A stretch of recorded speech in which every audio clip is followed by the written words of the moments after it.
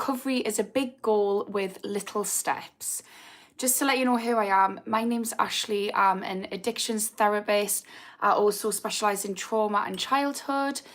Also have overcame addiction, which I think is the biggest qualification.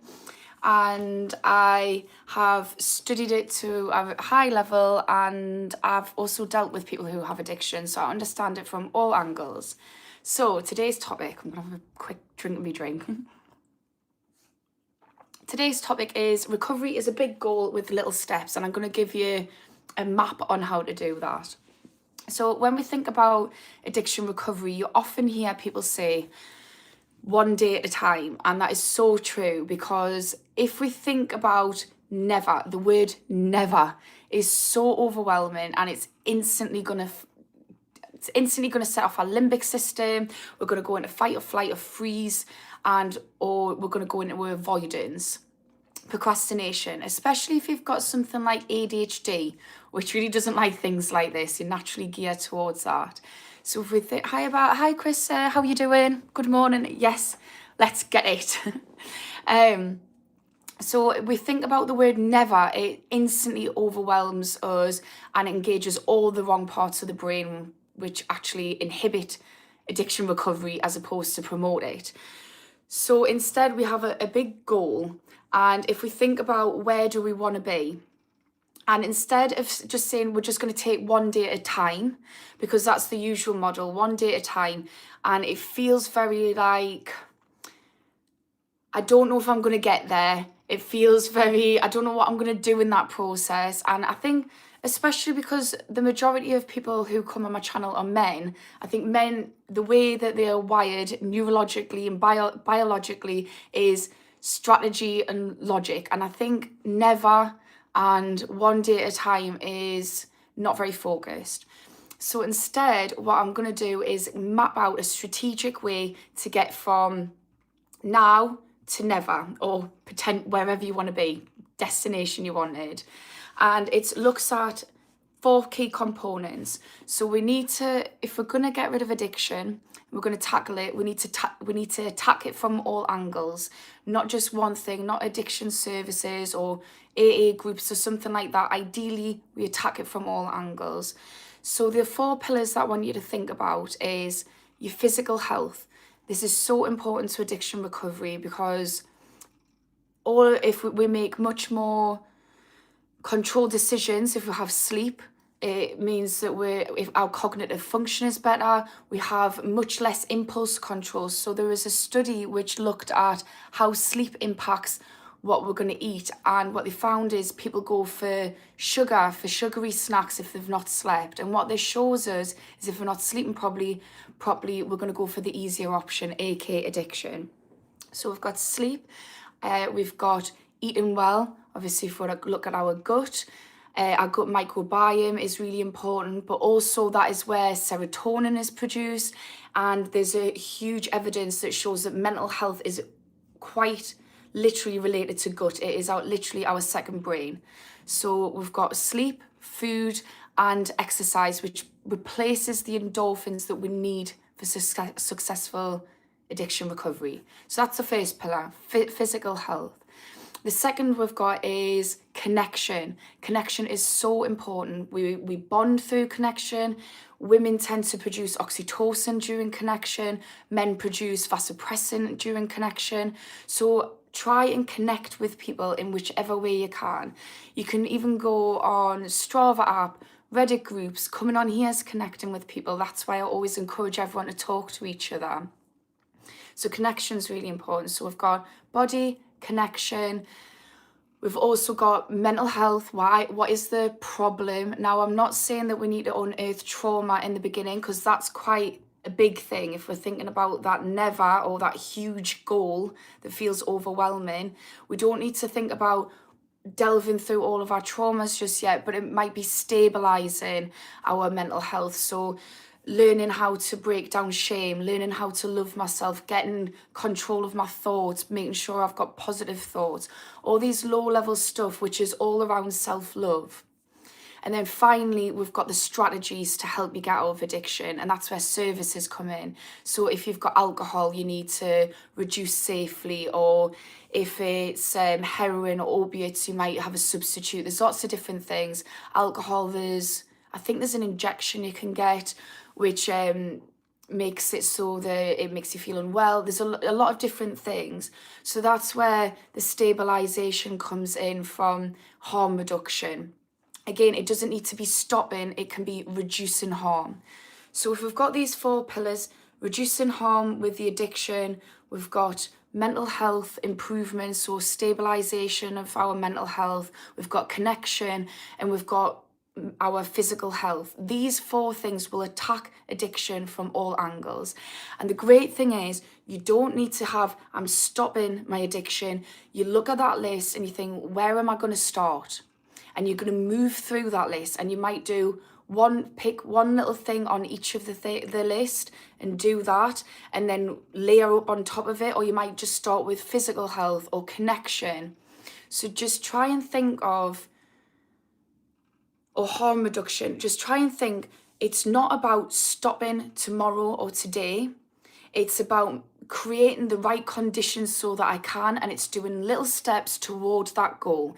And every single little thing that you do on one of those 4 things on that list will be in line with your addiction recovery. So count the wins. So you don't sit there feeling stuck, like I can't get out of it. You're like, okay, I've got a plan, I've got a strategy, and you can constantly work on these 4 things all the time. I'm still working on them.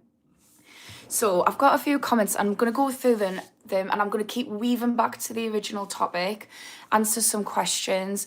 Just to let anyone know, if you've just joined, I'm a therapist, I'm an addictions therapist and mental health, but I've also overcame addiction. So ask us any questions about addiction and mental health and I will answer.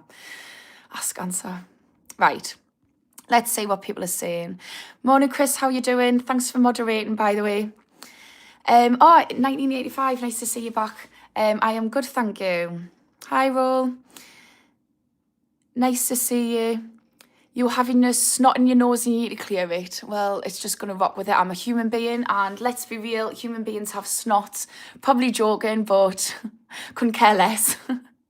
I think we need to give ourselves some grace, guys. If we're looking at that pillar of mental health, we are human beings, we all pump, we all have snots, we all make mistakes, we're all just human beings, so that's okay. It's a safe space for a human over here. Right, Mark. Yeah, no boogers, please. Oh, grow up, guys. Grow up.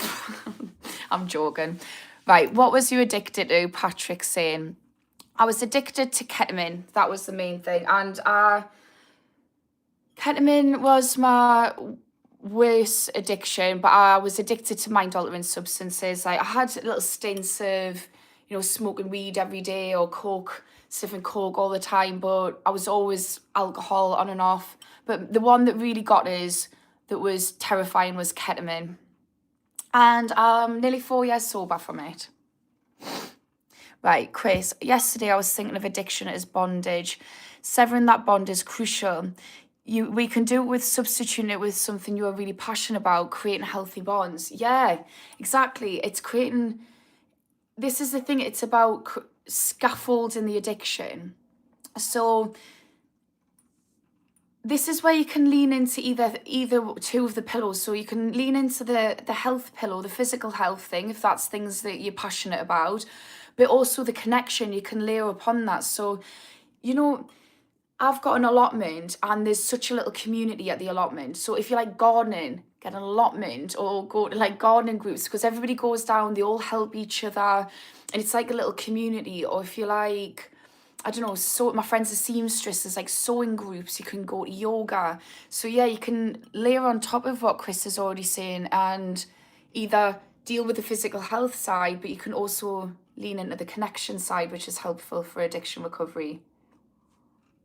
Yeah, 100% agree, Chris.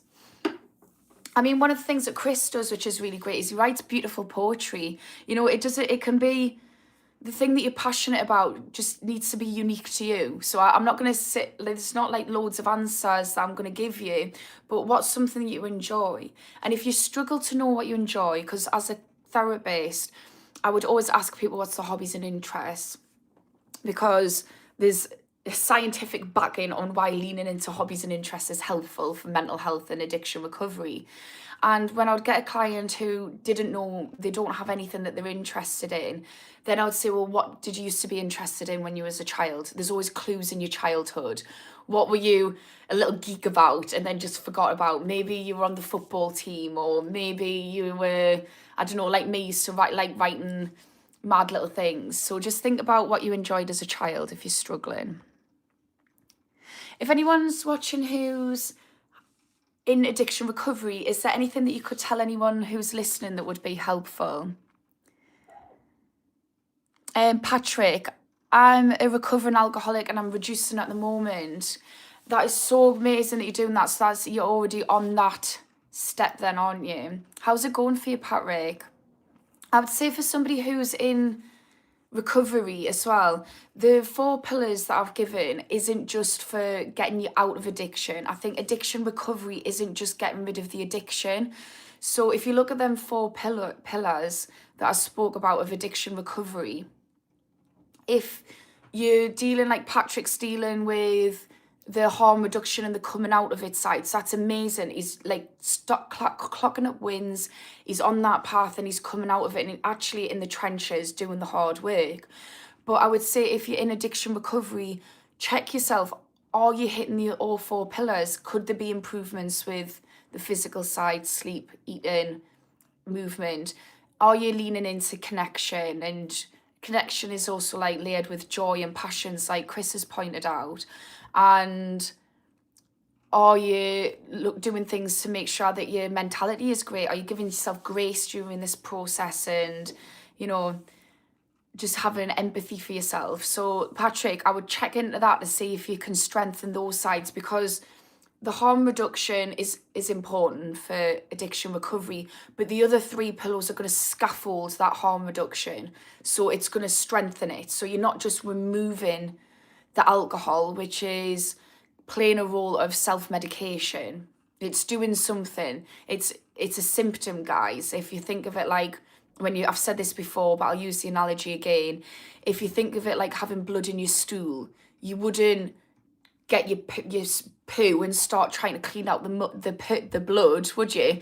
You would look at, why is there blood in the stool? So it's good to do the harm reduction and come out of alcohol addiction, but you also need to look at the root cause, where the other 3 will help with that and scaffold you.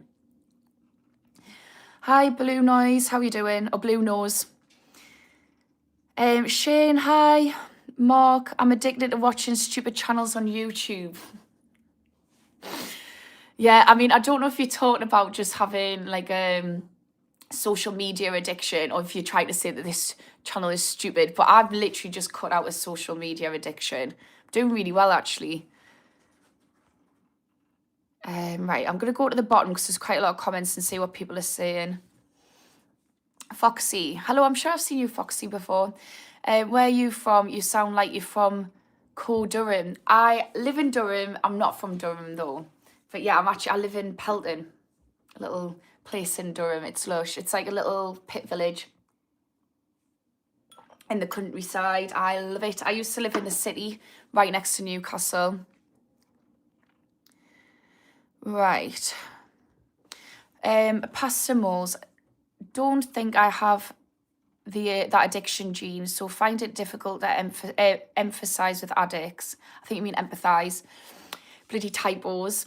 And that's a bad thing, because I have a few friends who are addicts. Do you know what it is, Pastor Moles? So I really appreciate that you've said that, because I think one of the things that people with addiction struggle with, and certainly myself, was that I wasn't understood. And one thing that really helped us and hindered my recovery was the people who didn't understand us really hindered my recovery. And it wasn't their fault, it was just a lack of understanding. I think we've got a very skewed understanding of addiction, not through individual person, but through a policy level, a top-down trickling through, because all of the research doesn't align with policy, and it doesn't align with the image of addiction that we have, which is created by this war on drugs.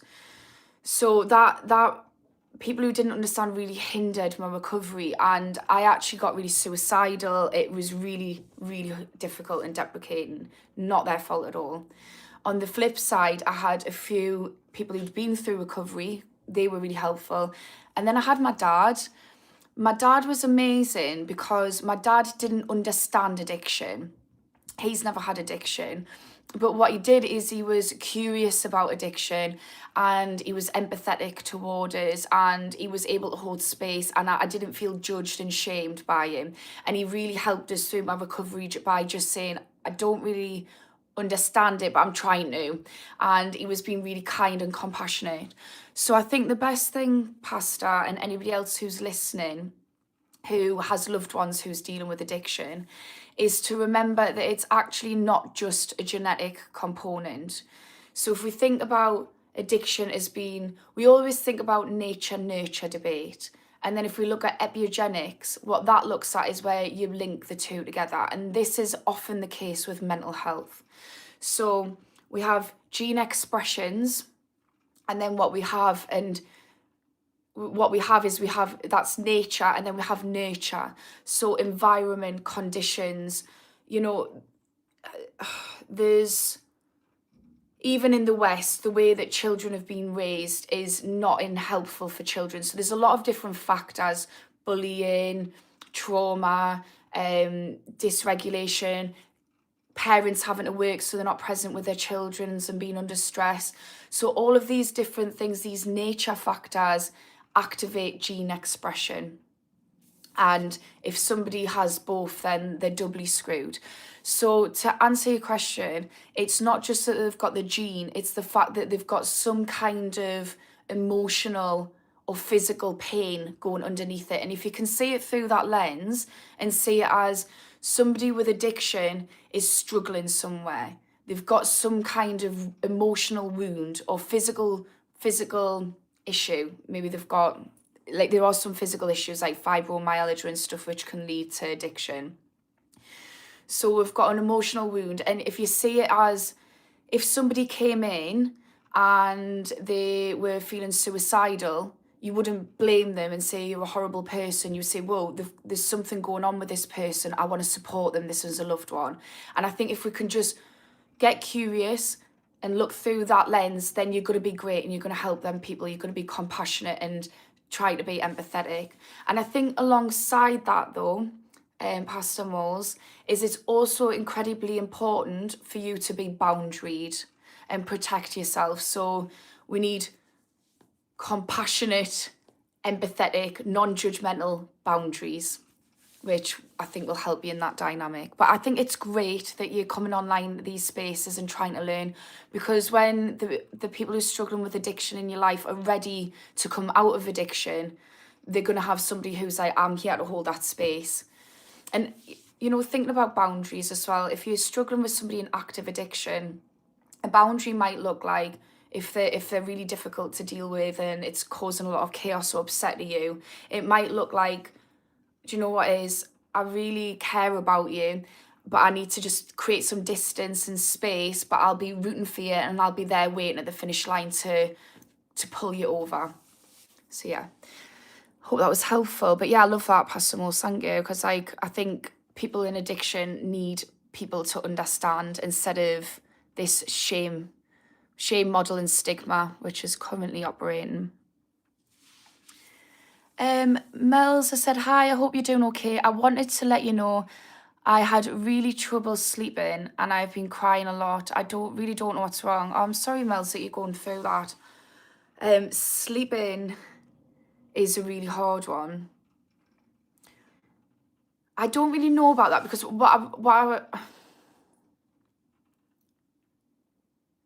I don't see, this could be a two-way street. So it's like you have like a biofeedback between these things. So it's like a chicken and egg kind of scenario. So I don't know, did the sleeping happen first, like the lack of trouble sleeping, which has then caused you to be upset and emotional dysregulation, or was the emotional dysregulation happening which has then impacted the sleep? Because I think they're two different things to look at, if you know what I mean, two separate lanes. But I would definitely say with sleep, if it's the sleep, because you said you woke up at 3 a.m, Mel's, I would say this is definitely something that I would say a health professional could help with, not me, just because I don't specialise in sleep. But there are sleep specialists, and you actually can access them through the health services. I know that sounds really wishy-washy, but what I don't want to do is to pretend to be something I'm not and just giving advice and stuff which is out of my professional remit. But Mels, if you want to messages on any of my content, shorts or lives, I can try and signpost you if you give us a bit more context into the right places. Try and get you the right support. Yeah, Mels, just comment on any of my content and I'll get it. If I can get a bit more information, I can get you kind of a plan moving to get you to where you need to be. And I always get a notification if someone comments on any of my content. I pick it up on Mondays, Wednesdays, Fridays. So right, Badger saying square breathing, box breathing is nice and it couldn't quite help. Yeah. That's so good. And it actually, I remember when I started learning about breathing when I was doing my counselling training, and I thought that sounds like, so anything that sounds wishy-washy does not fly with me. I'm like, why am I journaling? Why am I meditating? Why am I breathing? That's like, I breathe already, like get real. But when I started, I was like looking at the neuroscience behind it.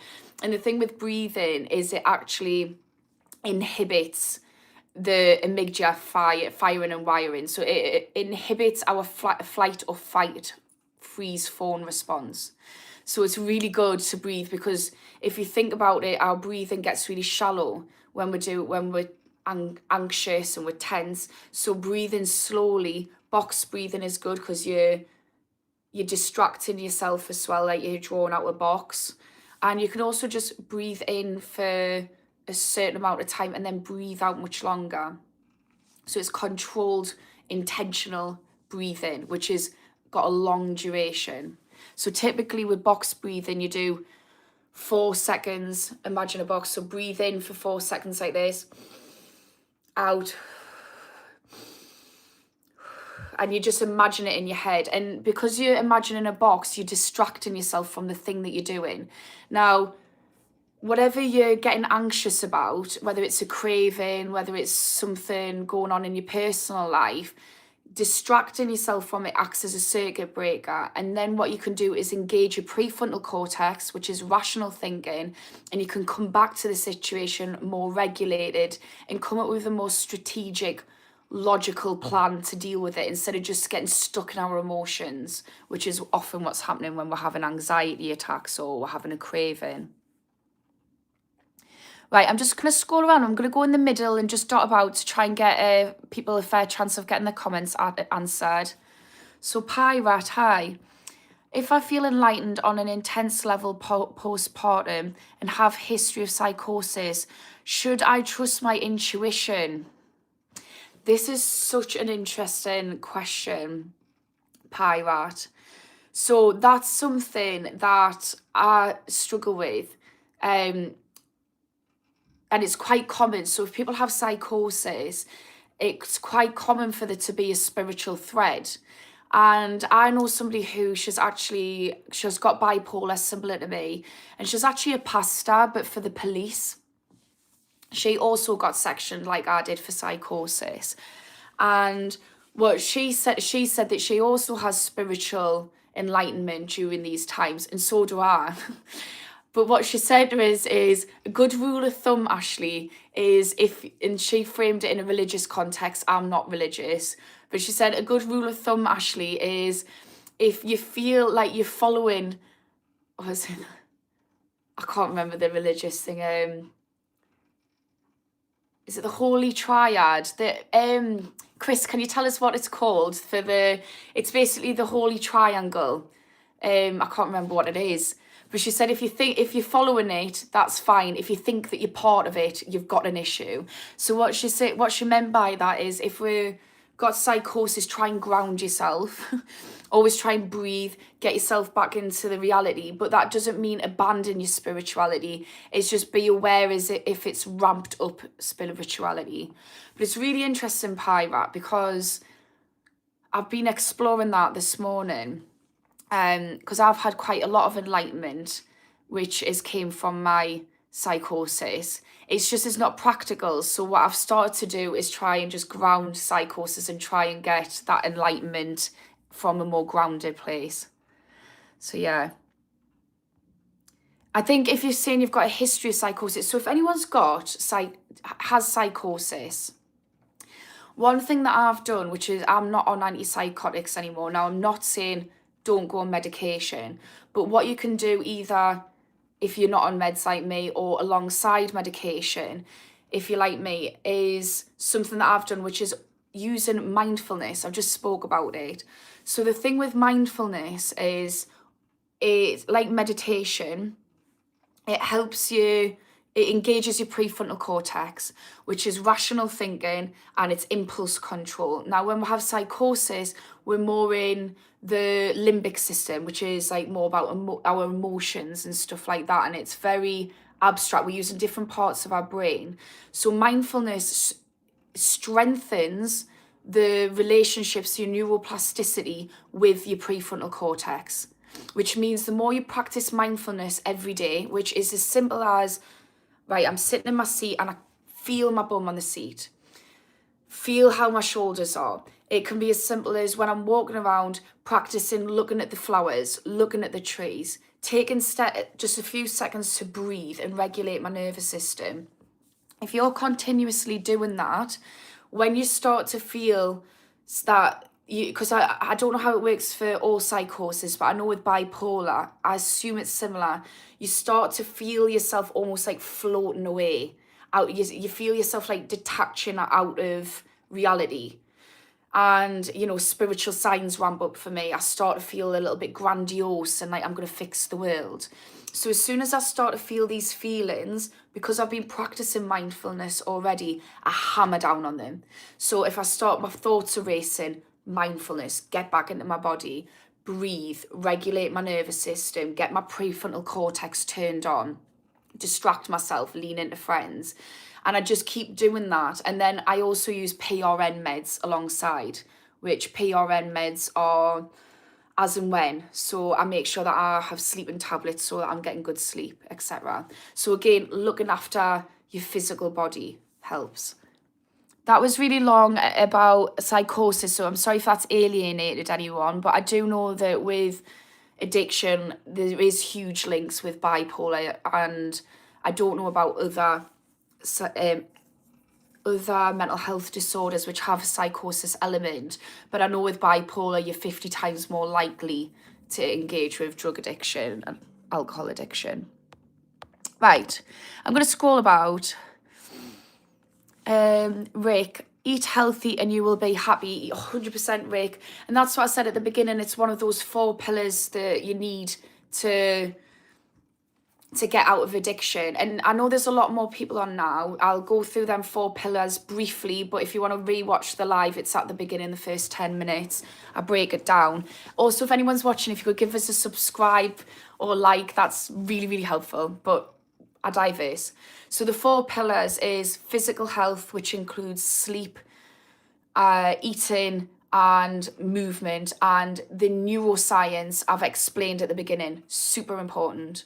The second pillar is community. Again, there is so much neuroscience around we as humans are tribal animals, and we are just hijacking our brain's reward system when we're we're in a community, in a tribe setting. And this is really important. The reason why I always talk about hijacking our reward system and the neuroscience is because that is exactly what addiction is doing. Exactly what it's doing. And that's why we like addiction. So it's trying to create conditions which produce a similar outcome, which is more sustainable.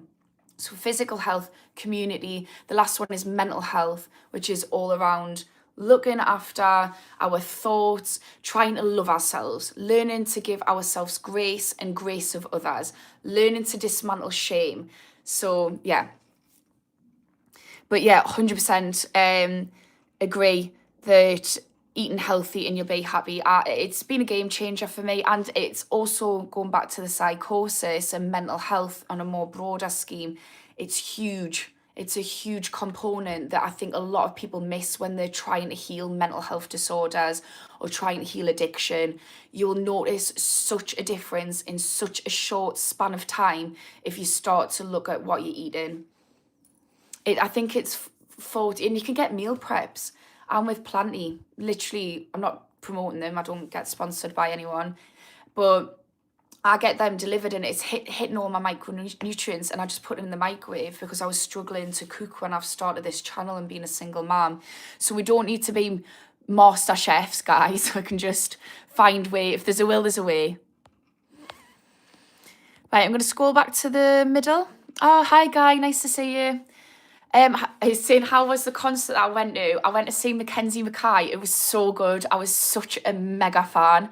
And I'm really spiritual, so I manifested.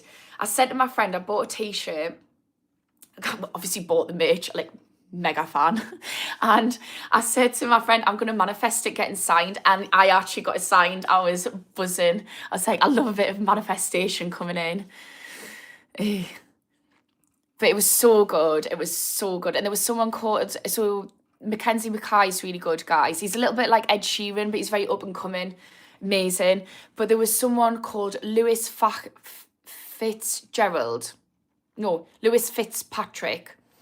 And he was the artist who came on first. And he was singing about his dad being an addict.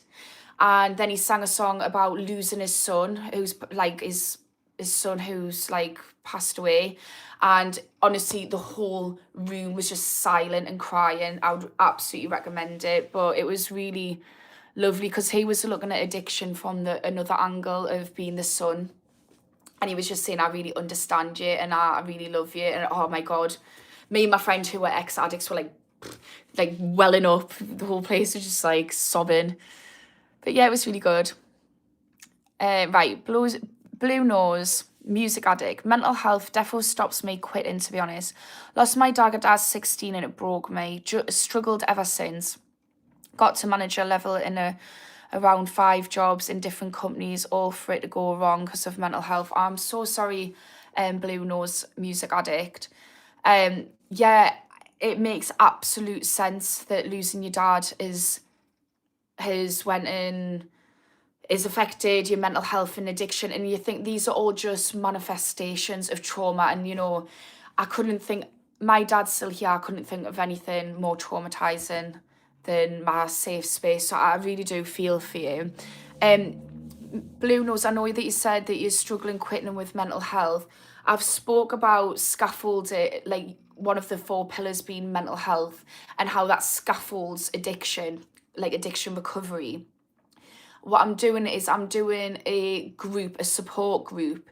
And if you're interested in being a part of that, it's completely free of charge. So comment on any of my shorts or any of my longs, just any of my content, support group. I'll get a little notification and I'll get back to you in work hours. Anybody who's listening, that is also available to anyone who's wanting some addiction support. Just comment free support and I will get back to you, because I get that Alive isn't able to give people the right support. But I'm really sorry that's happened to you, Blue Nose. But I just want to say that, it's completely understandable that that's happened, that you're in the position you are, and there is ways out of it. I just think we need to, again, you don't see addiction as the solution, not the problem. The problem is the trauma you face. The solution is deal with that huge emotional wound with the addiction. And this is applicable to anyone with addiction. This is the model of addiction.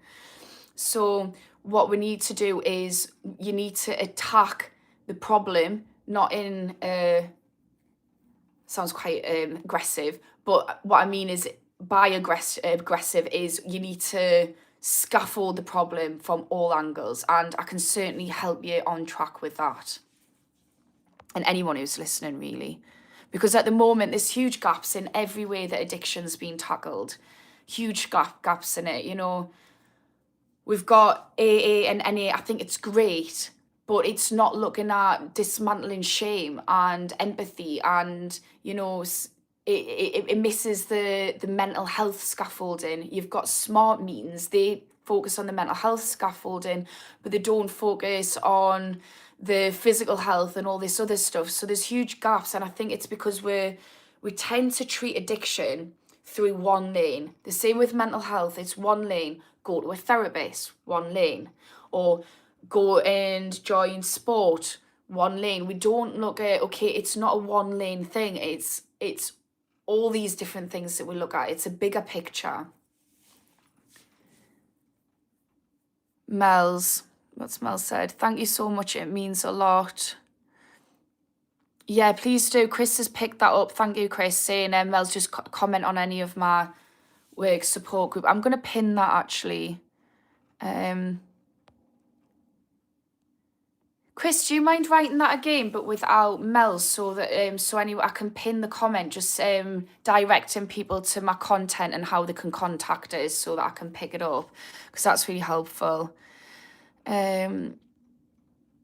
I don't know which moderators are on, by the way, but I know I've seen Guy and Chris. Thanks very much. I just want to say you are doing great, because my moderators are picking up comments, guys, because I'm struggling to get through them all, but I'll try my best to see what I can do. Pyans says, your intuition is based on your experience. If you're not very experienced, you shall not trust your intuition often. Yeah, and I think even if people aren't, I'm super spiritual, I'm such a spiritual nut, but even if people aren't spiritual or aren't, who aren't religious, the thing that, I don't know how you say your name, Pryan is pointing out is also in line with psychology. So one of the things with our intuition is that our gut is we get a gut reaction. The thing is, intuition doesn't feel like fear. So if we think of intuition from a psychology standpoint, it's reading micro expressions. It's processing data and relating patterns. So you can come up with, you know, like a gut feeling can actually be our brain's processing data and we instantly know. It's a knowing and it's a gut feeling. But it's really hard to access gut feelings, whatever way you frame it, as spiritual or not, psychological. It's hard to access your intuition if we're in a constant state of fight or flight. So it's really good to work on calming your anxiety and calming your nervous system so that you have a chance to feel the difference between fear-based response and intuition. But yeah, what Pyron's saying is it's based on your experience, and you know, positive experience can inform that. So the more you experience, the better your intuition will be, but also our fear experience can hijack that reward. So I think learning to regulate your nervous system is great for that.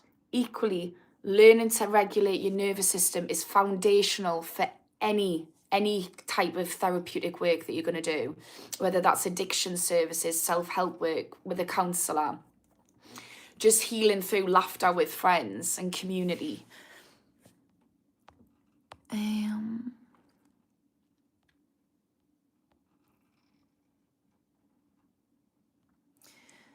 Right. Ripley, as an American Marine, fighting addiction is the hardest thing I've ever done. I can imagine. I really can imagine that. Because I've done it and it's fucking terrible.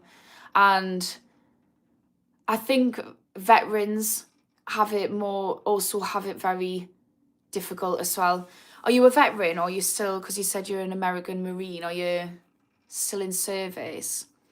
I'm actually working to develop something around veterans actually and addiction, which is quite cool. I've actually just pretty much finished writing a paper to publish around it, around a strategy. But yeah, I think veterans struggle more than most, and actually it's really tough. I think addiction is so tough for anyone. You know, yeah, it's really funny because I think like the general consensus is shame the addict. There's so much stigma around addiction. And actually, I don't think that anyone who hasn't had addiction can fathom just how hard it is to get out of it. And I think if people just knew the level of grit and determination it takes to even get just to be there, let alone drag yourself out of the trenches battle week, it's just horrendous. It's such a difficult thing to do. It absolutely is doable, and it's the most rewarding thing that you can do when you've got out of it. But it is really hard, and I think if society could recognize how hard it is, it would certainly help people, because it would support them instead of shaming them. Because at the moment, the war on drugs and the stigma around addiction is seen as it's your problem, you're the problem. It's like, no, actually fighting something really fucking hard here. So yeah, I've got so much empathy for people in addiction, and I've been there. I've got empathy for that past version of myself. I tell you what though, getting through it though, it's the hardest thing to do. But I was speaking to one of the somebody who I'm working on something for addiction for you guys with behind the scenes, and I was speaking to him about it yesterday, and he said his dad used to say that if you've got two decisions, one's easy, one's hard, choose the hard one. Always choose the path of least resistance, because that's where the reward is going to be. And I tell you what, there was giving up addiction was definitely the path of least resistance, but it was the most rewarding thing I've ever done. I am so fucking proud of myself for doing that, and it's something that I don't think many people could get through, in the sense of I understand why people struggle, and to do it alone is really difficult. Hopefully though, what we can start to do is do it together, and that'll be a much easier way to do it. And I think that's why NA and AA work so well, because I had to do it alone and it was next level tough. Right, let's see what people are saying.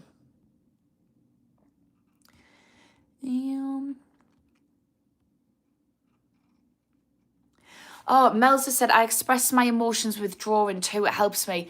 100% lean into that massively. I think writing helps me. So when I came out of addiction recovery, I actually wrote an article, which I then published, and that really helped us in addiction recovery. I wrote poetry.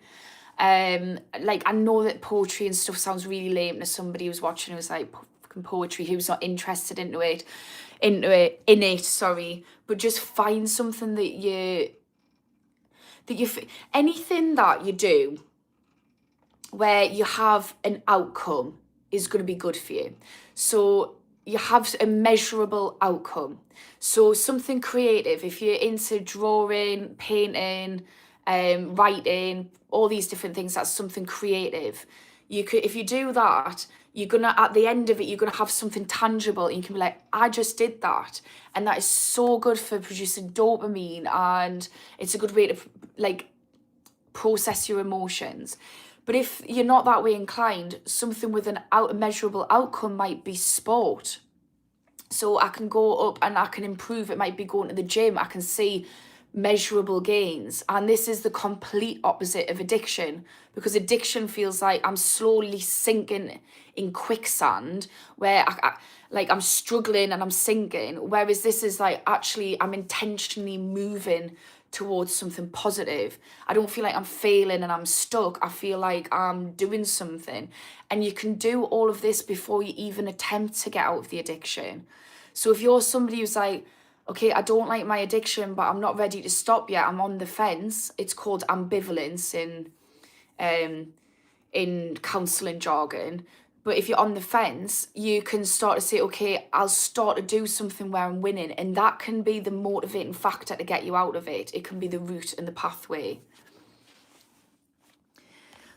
Right, I'm going to scroll around at random. So I just scroll and stop wherever I go, guys. So yeah, just intuitively do it. Leave it to the universe.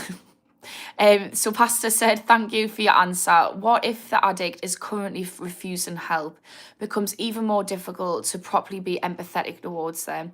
Boundaries become blurred because you're hoping they reach out. This is the issue with addiction. It's addiction support. Often what happens is it's hard to maintain boundaries with somebody because realistically, when we're struggling in addiction, there's two things to consider. One, we struggle with boundaries ourselves because our limbic system is often offline. It's more our prefrontal cortex is dampened. It's our limbic system running the show, which is all emotion, impulse. So they struggle to have boundaries with themselves, and they're going to struggle to what's the word? I can't think of the word. To respect boundaries of others. It's not personal, it's brain chemistry. Also, the addiction's in the driving force. So anybody with addiction will be able to tell you it's almost like you go off, like you get dimmed down. Think of it like a light switch. Ashley's personality is getting dimmed down. Addiction's getting dimmed up. It's like the addiction is now in the driving seat. So the first thing to do is learn about addiction, which you getting curious. That's amazing. The second thing to do is recognize that if you can give them an alter ego, it can help you deal with it. So if you think of it like two personalities, and this works on the flip side, anybody who's dealing with addiction, a way to get control of that addictive kind of driving force is to give it an alter ego. And so mine was Trashly, but you can call the person. So I've done this with my friend who's got somebody who struggles with addiction, and we've given them a different name, a slight variation of the name. And what it does is it separates the addiction from the identity of the person. Because realistically, when we're operating from addiction, it's not the same identity, because it's not the same pathways in our brains being activated. And our brain chemistry is exactly what our identity is, our neural pathways. So you can distance yourself from them a little bit and say, okay, Ashley's not online, Trashly's online. So with Trashly, I need to be super boundaried, and I need to think about what are those boundaries for me. So boundaries are actions, and that usually involves distance and space. So that might be proximity from them, I'm not seeing them as much. It might be space, so it might be I'll speak to you, but only this amount of days, only when you're sober. And if they don't want help, I would say I'd forget trying to help, because as somebody said, the Marine veteran, or the person who's serving in the Marines, as they've said, it's getting out of addiction is a really, really hard thing to do. It's the hardest thing they've ever done, and they're in the Marines. Like, that's really saying something there. So if a person is going to get out of addiction, they need to be the one to decide to do it, because somebody telling them to do it isn't going to motivate them to do the hardest thing that they're possibly going to do in their entire life, which is fight for their life and drag themselves out under the trenches. They're going frontline here. So, we don't want to push people to stop addiction. What we want to do is create a space where they feel connected. Another thing I'd say, Pastor, and anybody watching, if you have addiction or you don't, watch this TED Talks. It'll really help you. It's called Everything We Know About Addiction Is Wrong. It's by Johann Hari. And it informed all my research that I did in my master's. It's really good. But yeah, you need to be empathetic, but you also need to be super boundaried. And there's a load of services that can help you do it. In England, there's Talk to Frank that you can phone up. They can talk you how to put in these boundaries. There's local services in the northeast of England. We've got Props, which is actually a service which helps people who are loved ones with addiction. So you can lean into these services as well, so you can better support them. But I will say, the fact that you're getting curious is honestly the best thing that you can do. It really is. Boundaries, empathy, non-judgment, honesty. These are core conditions, which are something that Carl Rogers talks about, which is where my counselling training is situated. And what he said is that every therapist needs to have these core conditions. And the great thing is, every single person can have these core conditions and can help be a safe space for people to heal. It doesn't need to be limited to therapeutic room. And these core conditions, the main three that he talks about is unconditional positive regard. So that basically means no judgment. I'm going to give you grace for being a human. You mess up, I mess up, that's fine. Empathy, trying to put yourself in the shoes of that person. I don't know what it's like to be an addict, but I can understand it must be really lonely and isolating. Even the fact that a loved one doesn't know must feel really hard for you. So empathy. And then the last one is